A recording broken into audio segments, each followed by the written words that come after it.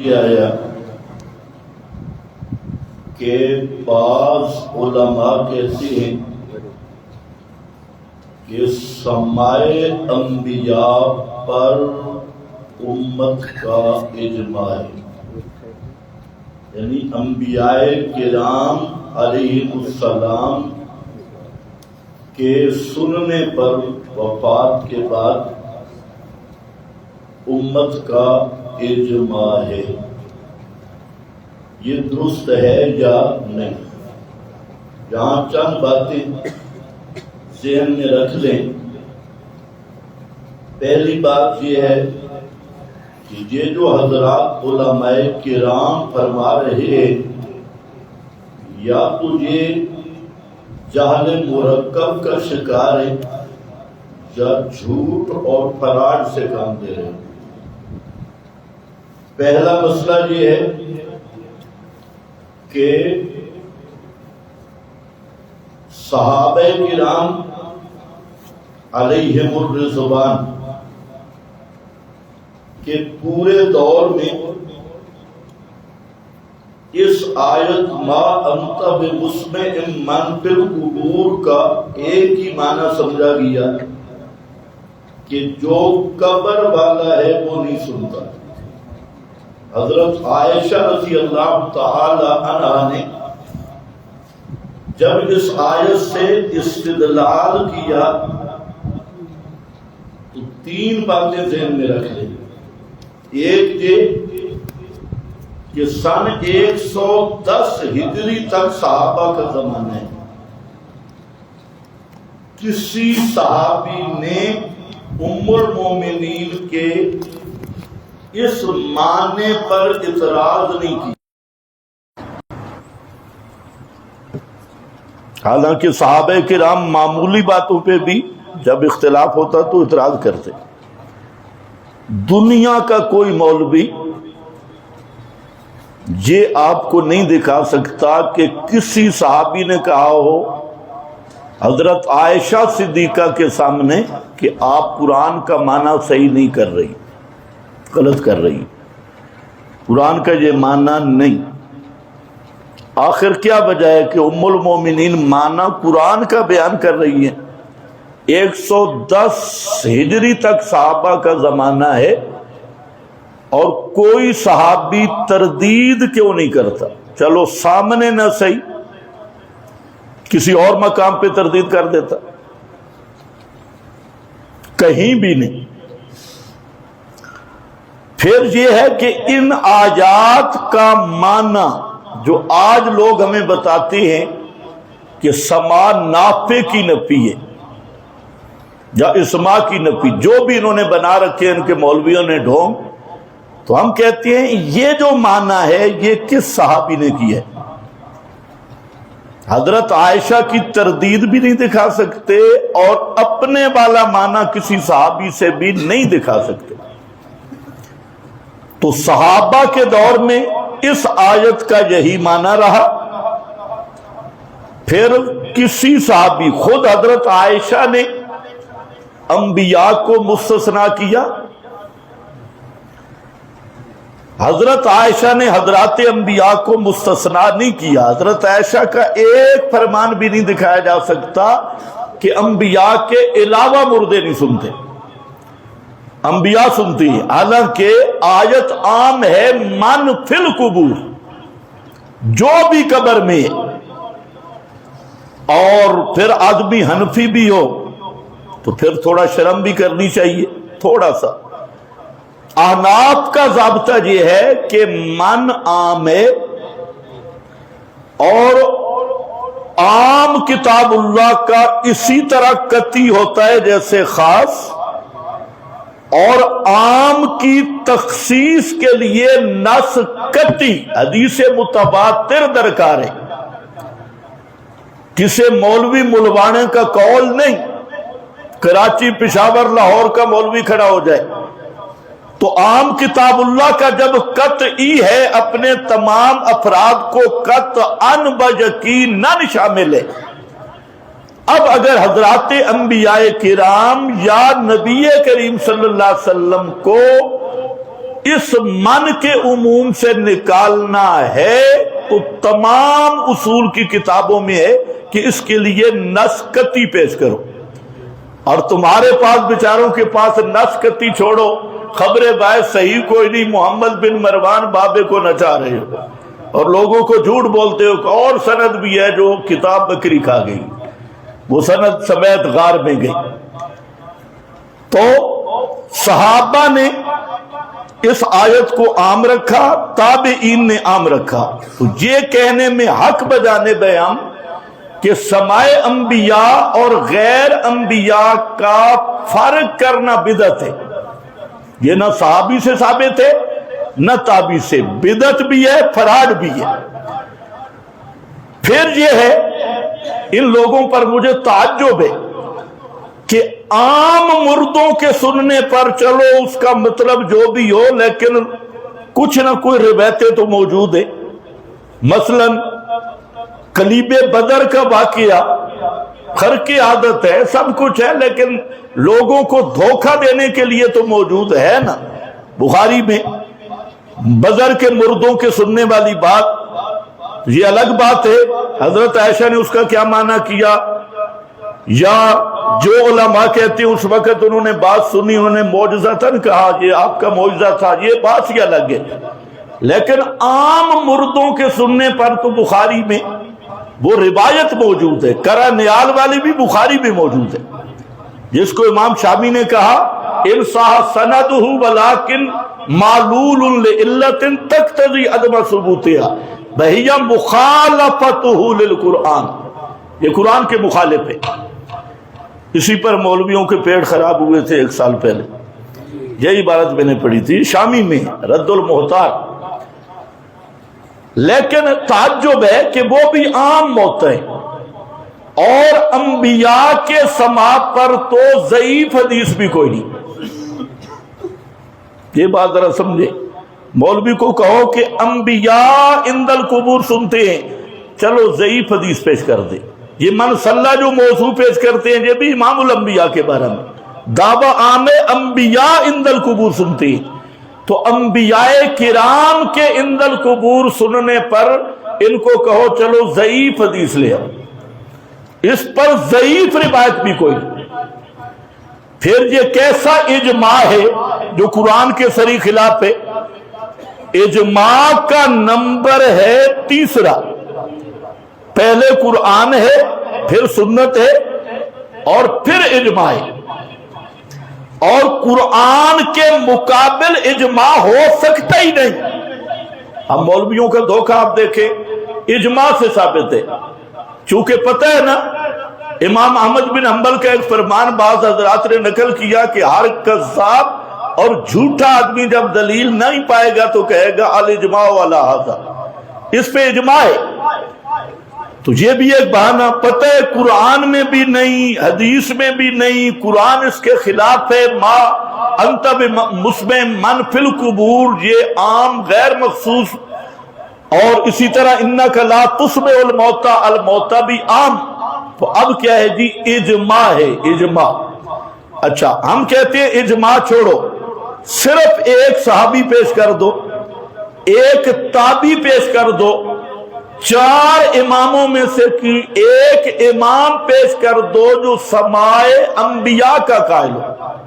کس کا قائل ہو؟ سماع انبیاء کا، بسند صحیح ایک صحابی، بسند صحیح ایک تابعی، بسند صحیح 4 اماموں میں سے یا ان کے شاگردوں میں سے کوئی شاگرد پیش کر دو کہ جو سماع انبیاء عند القبور عادتاً مانتا ہو، جو تمہارا عقیدہ ہے، لیکن یہ قیامت آ جائے گی، گالیاں ہمیں دیں گے اور ہر قسم کے حربے کریں گے، انشاءاللہ قیامت تک ان میں ہمت نہیں کہ کوئی ایک بھی حوالہ اپنے سٹیج پہ بھی پڑھ کے سنا دے۔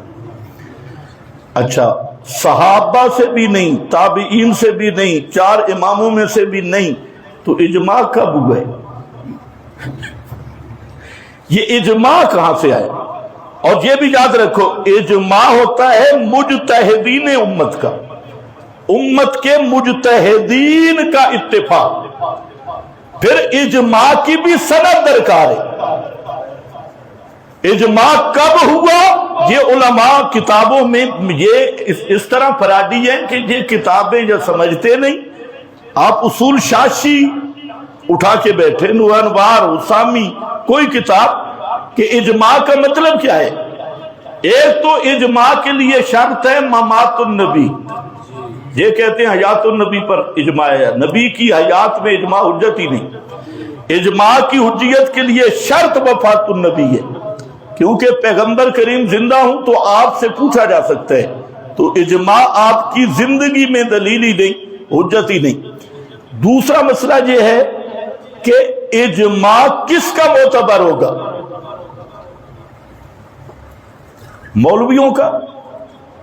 جیسے ہمارے بریلوی حضرات کہتے ہیں جی عید میلاد النبی پہ اجماع ہے، فلانی پہ اجماع ہے، تو اجماع کس کا معتبر ہوگا؟ تو یاد رکھو اجماع معتبر ہے امت کے مجتہدین کا، اور مجتہدین کا زمانہ تیسری صدی ہے۔ اجتہاد کا دروازہ بند نہیں، یہ غلط فہمی ہے۔ اجتہاد کے دروازے تک پہنچنے والا اگر کوئی ہو تو بند نہیں ہے اجتہاد کا دروازہ، لیکن مجتہدین کا دور تیسری صدی ہے۔ اب چاروں امام اس اجماع میں نہیں، ان کے شاگرد بھی نہیں، تو پھر اس کو میں اجماع کہوں یا الف کو حذف کر دوں؟ یہ الف کو حذف کرو، کتنا بڑا فراڈ کرتے ہیں، شرم نہیں آتی۔ اجماع انبیاء سما انبیاء اجماعی ہے، وہ کیسے بھائی اجماعی؟ اجماع کے لیے سند درکار ہے کہ کس زمانے کے مجتہدین نے کہاں پر اجماع کیا، اجمعنا علی ھذا، اور اس کی سند کیا ہے، وہ سند لائیں۔ کوئی بھی نہیں۔ کیا جی فتاوی رشیدیہ میں لکھا ہے؟ واہ واہ واہ، کیا بات! فتاوی رشیدیہ میں لکھا ہے۔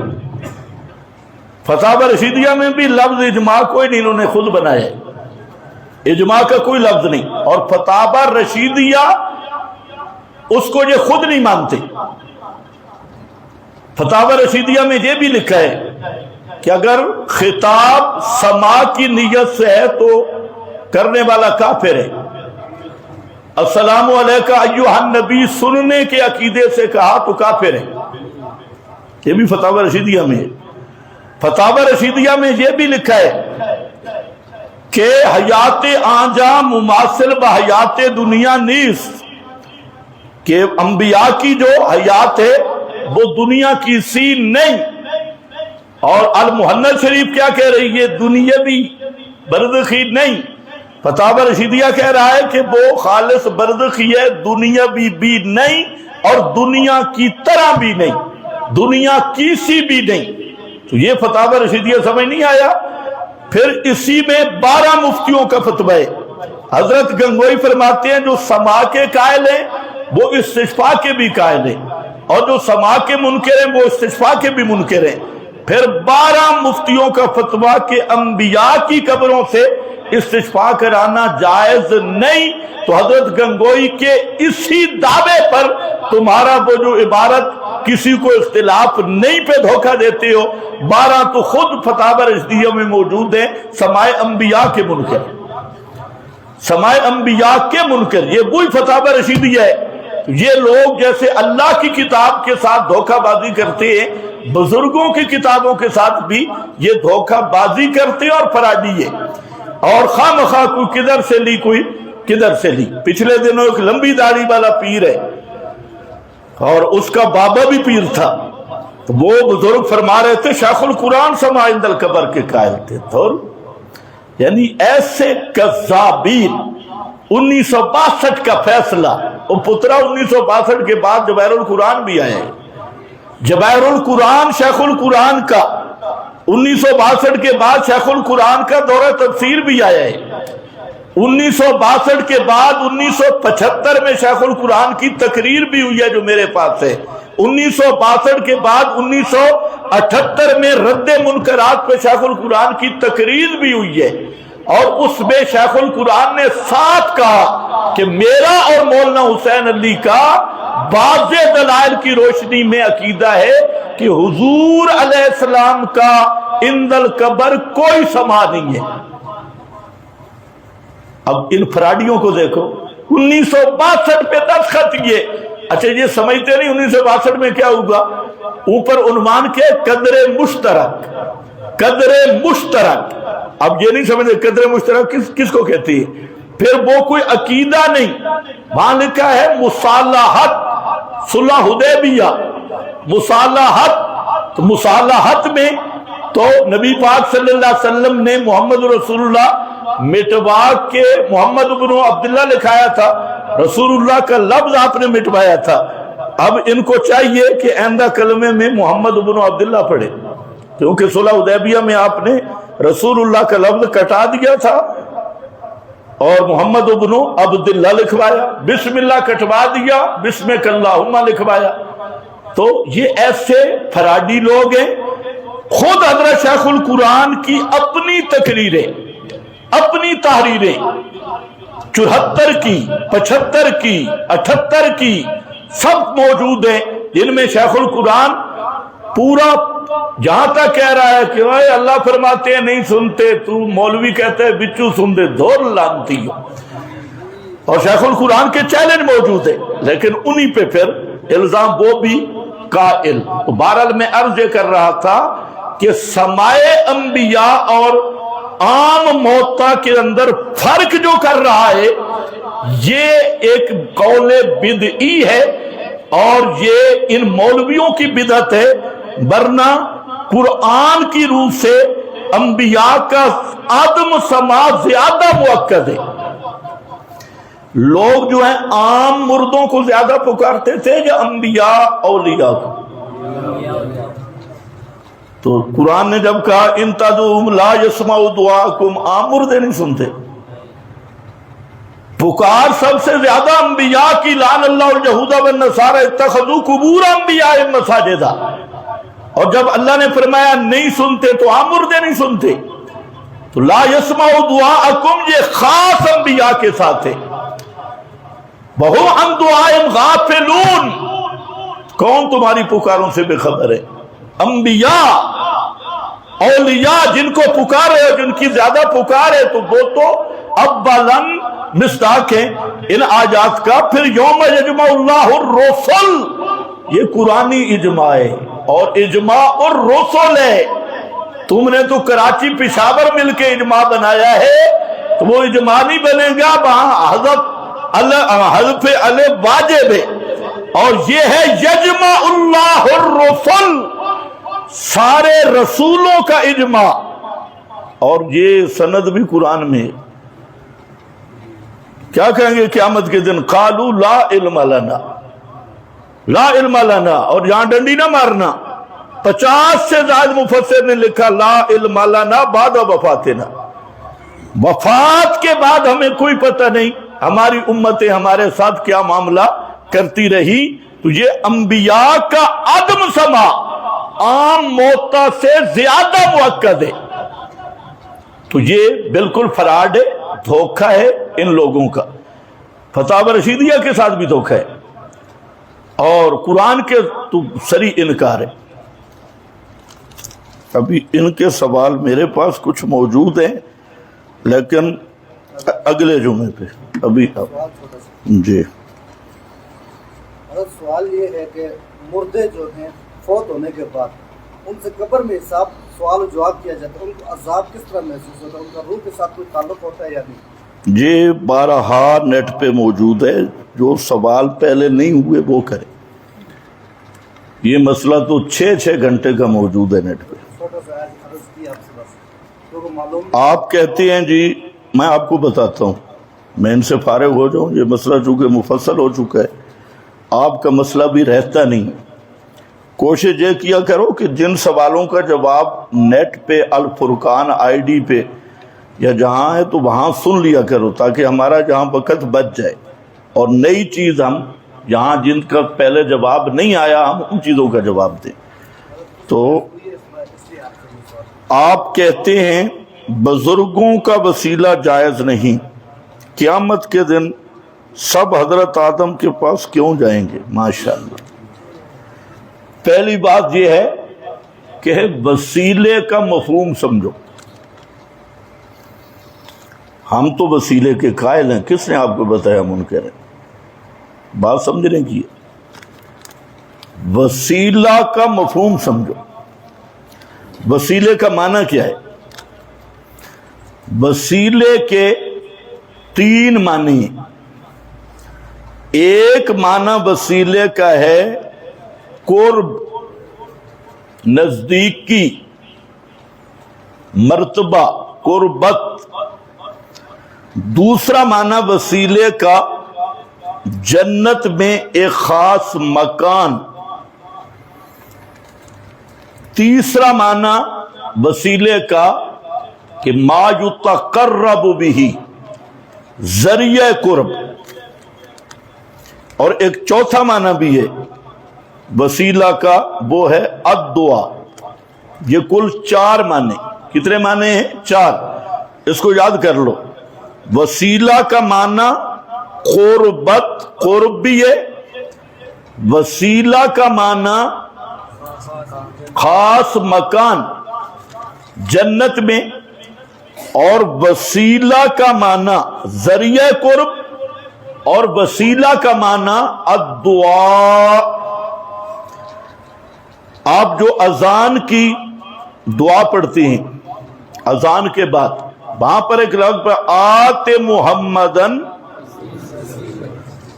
آپ دعا کرتے ہیں اللہ محمد صلی اللہ علیہ وسلم کو وسیلہ عطا کر۔ وہ وسیلہ کیا ہے؟ وہ جنت میں بلڈنگ ہے، مکان جنت ہے، خاص مکان۔ اس کے لیے امتی نبی کے لیے دعا کر رہا ہے کہ یا اللہ وہ مقام خاص، مقام قرب، وہ ہمارے نبی کو عطا کر۔ آتے محمدن کہاں سے شروع؟ اللہم رب ہذہ الدعوہ، رب اللہم، تو جہاں آتے اللہ سے بات ہے، تو یہ مکان ہے۔ دوسرا وسیلہ بے معنی دعائے، جیسے قرآن میں 2 مقام پہ وسیلہ کے لفظ ہے۔ ایک یہ ہے یا ایھا الذین آمنوا اتقوا اللہ وابتغوا الیہ الوسیلہ۔ ابن عباس نے معنی کیا الوسیلہ الدعا۔ معنی کیا ہے کہ اے ایمان والو اللہ سے ڈرو اور اپنی ساری حاجتیں صرف اللہ سے طلب کرو۔ وابتغوا الیہ الوسیلہ، اپنی ساری حاجتیں صرف اللہ سے مانگو، کسی غیر اللہ سے نہ مانگو۔ یہ وہی آیت وسیلہ ہے۔ دوسرا فرمایا کہ جن کو اللہ کے سوا تم پکارتے ہو، فلا یملکون کشف الضر عنکم ولا تحویلا، وہ تم سے مصیبت کھول بھی نہیں سکتے، موڑ بھی نہیں سکتے۔ اگلا جملہ ذرا دیکھنا ہے، نہ لگی کھول سکتے ہیں، نہ آئی موڑ سکتی ہے۔ وہ کون ہے؟ اولئک الذین یدعون ویبتغون الی ربہم الوسیلہ، یہ وہ لوگ ہیں کہ اپنی حاجتوں میں، اپنے دور میں صرف اللہ کو پکارا کرتے تھے۔ جن کو تم پکار رہے ہو، انبیاء کو، اولیاء کو، تو جب انہیں ضرورت پڑتی تھی تجھے کس کو پکارتے تھے؟ اللہ کو پکارتے۔ کیسے؟ یرجون رحمتہ ویخافون عذابہ، اس کی رحمت کی امید رکھ کے، اس کے عذاب سے ڈر کر۔ اور اسی مضمون کو سورہ انبیاء میں بیان کیا، اولئک الذین یدعوننا رغبا ورہبا یرجون رحمتہ یخافون عذابہ رغبا ورہبا۔ یہ جتنے انبیاء کرام تھے، یہ اپنی حاجات میں مجھے پکارتے تھے، مجھ سے توقع کر کے اور میرے بے پرواہی سے ڈرتے ہوئے۔ تو یہ دونوں آیتیں قرآن میں ہیں۔ تیسرا وسیلہ کا معنی قرب، نماز، روزہ، حج، دعا، یہ سارے وسیلے ہیں. اور قرب الہی کیا ہے کہ ترک السیئات فعل الطاعات، نیکی کرنا برائی چھوڑنا، یہ اللہ کے قرب ہے اور اللہ کے قرب کا ذریعہ ہے. اب آؤ دعا کا کیا طریقہ ہے. دعا میں کوئی اللہ کو دھمکی شمکی دینی ہے یا براہ راست مانگنی، تو یہ دعا کا مسئلہ الگ ہے جو مولوی دھوکہ دیتی ہے. تو دعا کے بارے میں بار بار قرآن پڑھو گے، فَادْعُوا اللَّهَ مُخْلِصِينَ لَهُ الدِّينَ، دعا خالص اللہ سے کرنی، اس میں رلا نہیں کرنا. ہاں جو دعا میں وسیلہ ہے اس کی بھی دو قسمیں ہیں. ایک وسیلہ مشروع ہے جو وسیلہ نبی پاک صلی اللہ علیہ وسلم نے امت کو بتایا. ایک وسیلہ غیر مشروع ہے جس کو پیغمبر کریم نے مٹایا ہے. مشروع وسیلہ کیا ہے، غیر مشروع کیا ہے؟ مشروع وسیلہ للہ الاسماء الحسنی فادعوہ بہا، اللہ کے نام خوبصورت جب بھی اللہ سے مانگو تو اللہ کے ناموں کے وسیلے سے مانگو. اور الحسنی علماء جانتے ہیں سب سے زیادہ اللہ. اس کی تین صورتیں ہیں. ایک یہ ہے کہ آپ اللہ کے نام ذکر کریں، جیسے سورہ فاتحہ ہے. سورہ فاتحہ کا دوسرا نام تعلیم المسئلہ ہے، اور مسئلہ کا معنی مانگنا، اللہ سے مانگنے کا طریقہ بتانے والی سورہ. اس میں کہ الحمدللہ ہے رب العالمین، رب العالمین لفظ اللہ، رب العالمین، رب، مالک یوم الدین، تین مالک یوم، یہ اللہ کے نام ہے. مالک، ایاک نعبد سے معبود سمجھ آئے، ایاک نستعین سے مستعان سمجھ آئے، اہدنا الصراط سے ہادی سمجھ آئے. تو یہ کیا اللہ تعالیٰ کے نام ہے.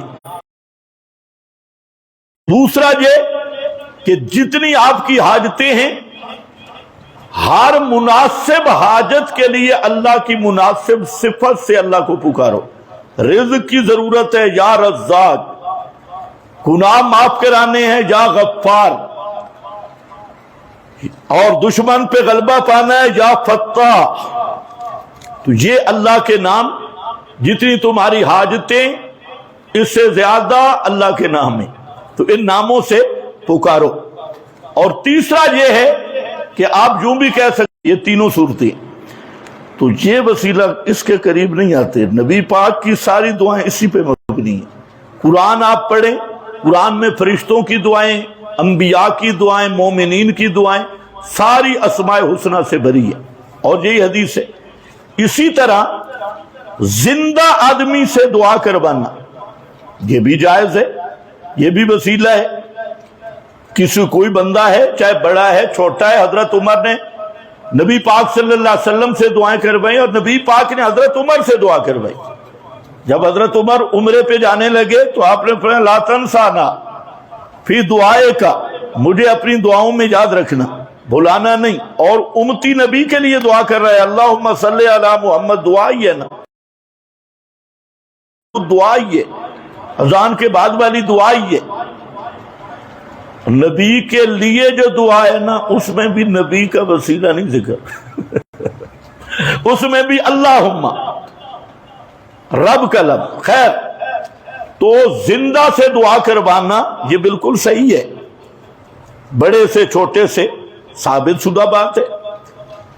اور جو وسیلہ غیر مشروع ہے وہ ہے مردے کو پکارنا سما آدی کے عقیدے سے، چاہے کہے کر دے یا کروا دے.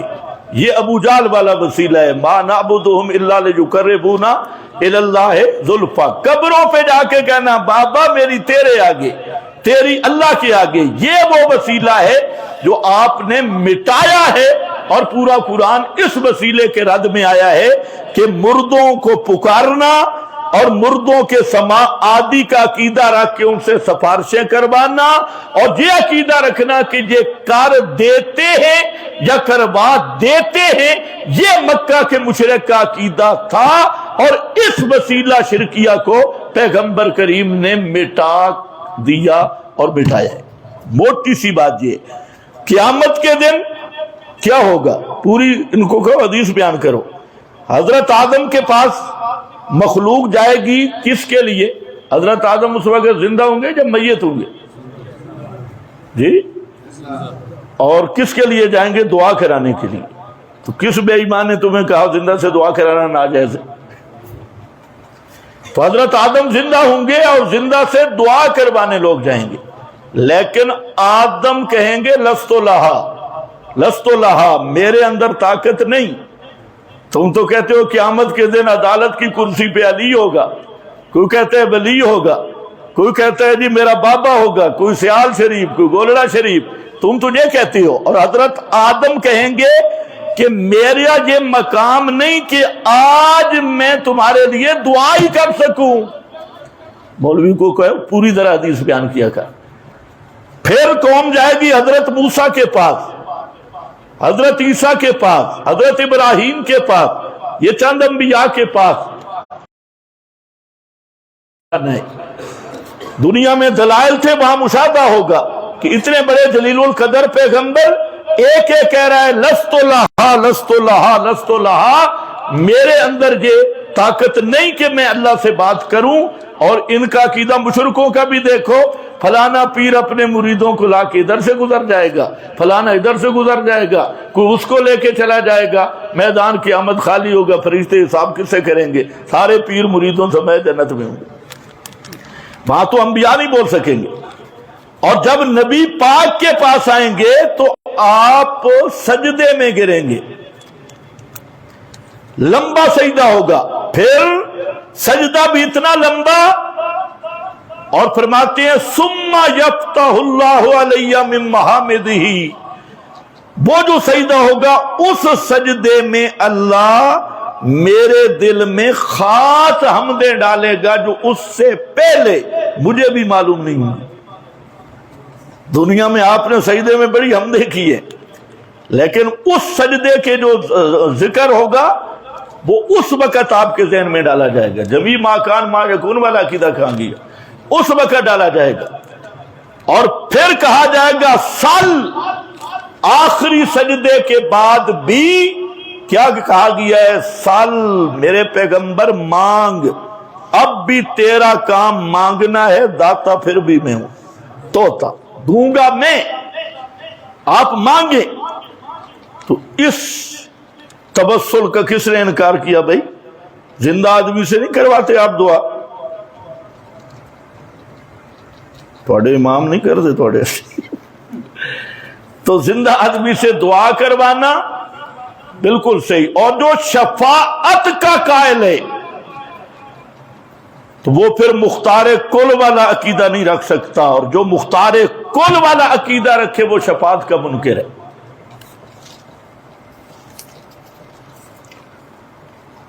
رفع الیدین کے بغیر نماز نہیں ہوتی۔ اچھا،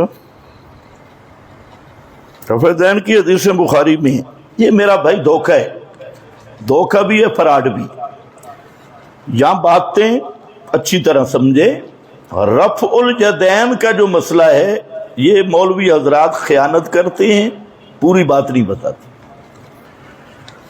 پوری بات سمجھو ایک منٹ میں۔ پوری بات یہ ہے کہ جو تکبیر تحریمہ کا رفع یدین ہے، تکبیر تحریمہ کے بغیر رفع یدین، اس پہ سب احادیث متفق ہیں، روایات۔ اور تکبیر تحریمہ کے علاوہ کہاں کہاں رفع یدین ہوا، اس میں ساری حدیثوں میں اختلاف ہے۔ اس کو اصول حدیث میں کہتے ہیں اضطراب، کہ تکبیر تحریمہ کے علاوہ کا رفع یدین کہاں کہاں ہوا۔ تو اس میں مختلف روایتی، ایک قسم کی نہیں، اس میں 9 سے زیادہ حدیثیں کھڑی ہیں کہ سجدوں میں رفع یدین آپ نے کی ہے، سجدوں میں۔ اب سجدوں والا رفع یدین شیعہ کر رہے ہیں، اور ہمارے اہل حدیث دوست نہیں کرتے۔ تو ہم اپنے اہل حدیث دوستوں سے پیار سے پوچھتے ہیں کہ پیارے پیارے میٹھے میٹھے بھائیوں، 9 حدیثوں کو کیوں چھوڑ دیا؟ سجدوں والا رفع یدین کیوں وہ تمہیں رکوع والا کہتے ہیں، آپ ان سے سجدہ والا پوچھیں، یہ کیوں چھوڑا ہے؟ وہ بھی تو حدیثیں ہیں اور سیاہ ستہ میں بھی ہے۔ پھر یہ ہے کہ یہ جو بخاری شریف کا حوالہ دیتے ہیں لوگوں کو خراب کرنے کے لیے، یہ بخاری کی بات میں کر رہا ہوں، آپ صرف اندازہ کر لیں۔ دوسرا دھوکہ یہ دیتے ہیں کہ حدیث کے لیے سارے نمبر چیک کرنا ضروری ہوتے ہیں، ایک نمبر پہ کام نہیں چلتا مرزا جلوی کی طرح، انٹرنیشنل نمبر، تو انٹرنیشنل بندہ بے ایمان بنتا ہے۔ یہی حدیث ہے بخاری میں، بخاری میں حدیث ہے حضرت عبداللہ ابن عمر سے دو مقام پہ کہ نبی کریم علیہ السلام رکوع جاتے رفع دین کرتے، رکوع سے سر اٹھاتے رفع دین کرتے۔ ایک روایت میں تیسری رکعت کا کوئی نہیں ہے، دوسری روایت میں تیسری رکعت کا بھی ہے، تو ایک تو اختلاف خود بخاری میں موجود ہے۔ بخاری نے ایک سند سے لایا تو صرف رکوع جانے اور رکوع سے سر اٹھانے کا ہے، دوسری سند بخاری لایا تو اس میں تیسری رکعت کا بھی ہے۔ یہ خود اختلاف بخاری کے اندر شروع ہوگی۔ پھر یہی حدیث حضرت عبداللہ ابن عمر والی، یہ امام بخاری کے استاد ہیں محدث حمیدی، میرے پاس ان کی کتاب موجود ہے مسند الحمیدی، وہ مکے کے بزرگ ہیں اور بخاری شریف کی پہلی حدیث کا وہ استاد بھی وہی ہے محدث حمیدی۔ یہی حدیث حضرت عبداللہ ابن عمر والی وہاں جب موجود ہے تو وہاں یہ صاف ہے کہ نبی پاک رکوع جاتے، رکوع سر اٹھاتے، رفع دین نہیں کرتے تھے۔ اب بتاؤ بخاری میں روایت پہنچی کرتے تھے، اچھا کہاں دو اختلاف ہے، رکوع جاتے رکوع سر اٹھاتے، اور دوسری سند میں تیسری رکعت کا بھی آ گئی ہے۔ اور جو اصل استاد کے پاس حدیث ہے مسند الحمیدی میں، وہی عبداللہ ابن عمر کہتے ہیں کہ نبی پاک صلی اللہ علیہ وسلم رفع دین رکوع جاتے رکوع سر اٹھاتے نہیں کرتے تھے۔ پھر حضرت مجاہد حضرت عبداللہ ابن عمر کا شاگرد ہے، وہ کہتے ہیں میں نے 10 سال ابن عمر کے پیچھے نماز پڑھی اور ابن عمر خود تکبیر تحریمہ کے علاوہ رفع دین نہیں کرتے تھے۔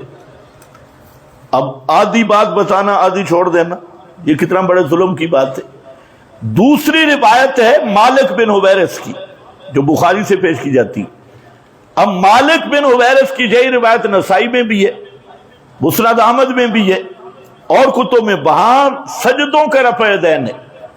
اب انہوں نے آدھی لے لی رکوع جاتے ہوئے، تو سجدوں والے پہ کون عمل کرے گا؟ راوی ایک ہے مالک بن حویرث، وہی راوی۔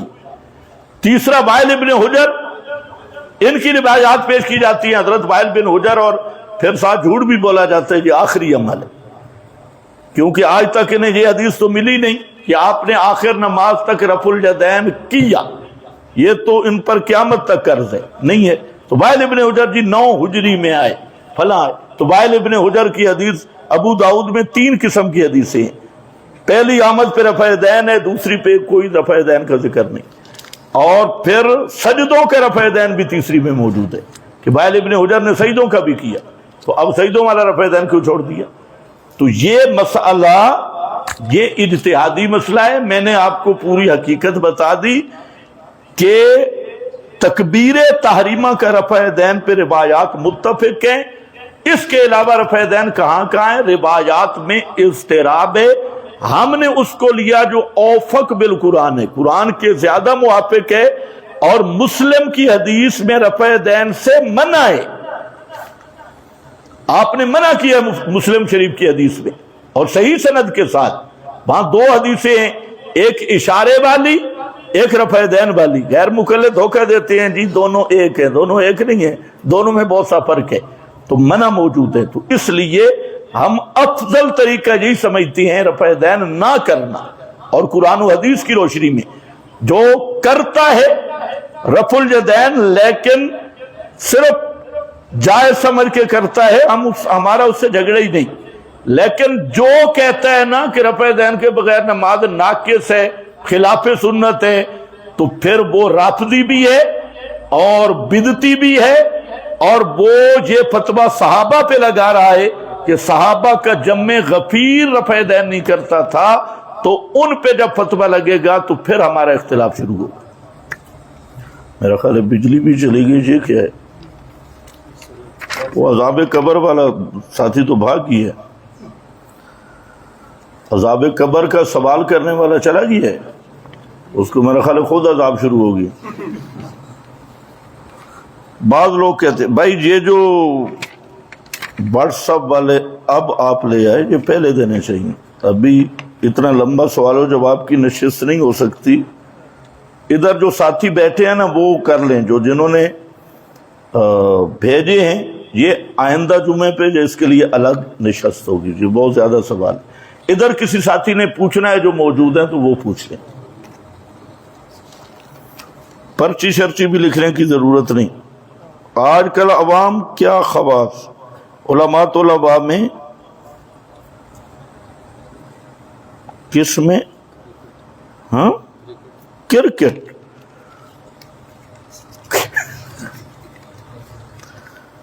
ہاں جی بابا جی، ایمان مجمل اور ایمان مفصل۔ ایمان مجمل، ایمان مفصل، یہ کہاں پہ لکھا ہوا ہے اور اس کی حیثیت شرعی کیا ہے؟ ایک رحمت کی نگاہ کافی نہیں، کہتے ہیں اللہ جس کی ہدایت دینا چاہے 70 بار دیکھتا ہے۔ ایک رحمت کی نگاہ کافی نہیں، کیا مطلب؟ کس نے لکھی ہے پرچی؟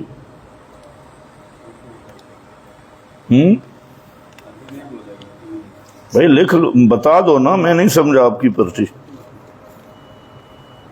کہہ رہے 70 بار رحمت سے دیکھنے کی کیا ضرورت ہے، ایک ہی دفعہ کرتے ہیں۔ ماشاء اللہ۔ اور بھائی اللہ تعالیٰ کا دیکھنا آپ کی طرح ہے، لیسا کمثلہ شیء، اس کی مثل کوئی چیز نہیں، اس کا نظر رحمت سے دیکھنے سے مراد رحمت کرنا ہے، نظر کرنا نہیں ہے، رحمت کرنا مراد ہے۔ بس کرو یار۔ ایک شخص کہتا ہے تم تکلیف کرتے ہو، تقلید کرتے ہو، ہم اتباع رسول کرتے ہیں، تقلید ضروری نہیں۔ بھائی یہ جو سوال ہے نا بہت لمبا ہو گئی آج کی مجلس، انشاءاللہ آئندہ جمعہ پہ سب کا جواب، یہ ان کو سنبھال کے رکھ لو، بابے کا سوال بھی آئندہ جمعہ۔